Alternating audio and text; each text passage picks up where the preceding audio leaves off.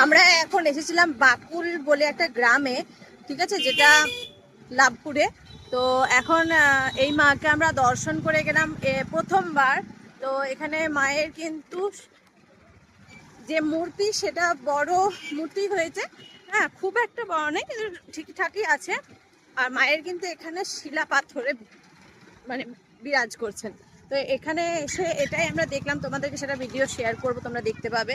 তো সত্যি খুব ভালো লাগলো, মানে কি বলবো, বলার তো কিছু নেই। তো সবাই ভিডিও দেখতে থাকো। আর এখন আমরা বেরিয়ে যাচ্ছি। তো দেখতেই পাচ্ছ যে কত মানুষ এখন এসেছে দর্শন করতে। আর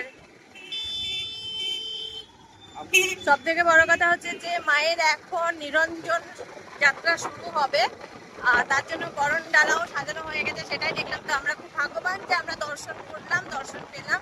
একটা দাদার মুখে শুনলাম যে এখানে একটা বুড়ি মা, মানে বুড়ি কালী মা আছেন, তো দর্শন করতে যাও, খুব ভালো লাগবে। তো আমরা এলাম, সত্যি খুব ভালো লাগলো। তো চলো, আমাদের এখন প্রতিমা পরিক্রমা এখন শুরু হয়েছে, এখন চলবে। তো বাকি তোমাদের সাথে সেটা শেয়ার করবো। তো চলো দেখতে থাকো ভিডিওটা। টাটা।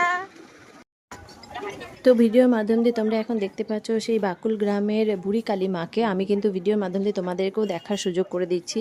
এটা কিন্তু পরম এক সৌভাগ্য আমাদের সকলে, যারা দেখছো তারাও কিন্তু অবশ্যই জয় বাকুলে বুড়ি কালী মা অবশ্যই কিন্তু কমেন্টে লিখতে ভুলবে না একদমই।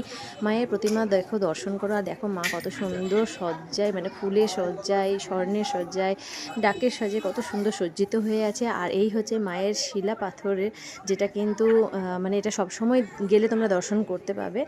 এখানকার ঐতিহাসিক কাহিনী কি আমি সেটা জানি না, জানা নেই, তবে পরের বার গিয়ে অবশ্যই আমি জানবো, কারণ এই প্রথমবার আমি এই মাকে দর্শন করলাম। আর এই প্রথমবার আমি মায়ের এই মানে এতটা সৌন্দর্য এক প্রতিচ্ছবি দেখতে পাচ্ছি সত্যি। আর এখন কিন্তু বরণডালা সাজিয়ে সবাই বসে আছেন, যেহেতু মায়ের নিরঞ্জন ক্রিয়া শুরু হবে। তো চলো ভিডিও দেখতে থাকো। টাটা।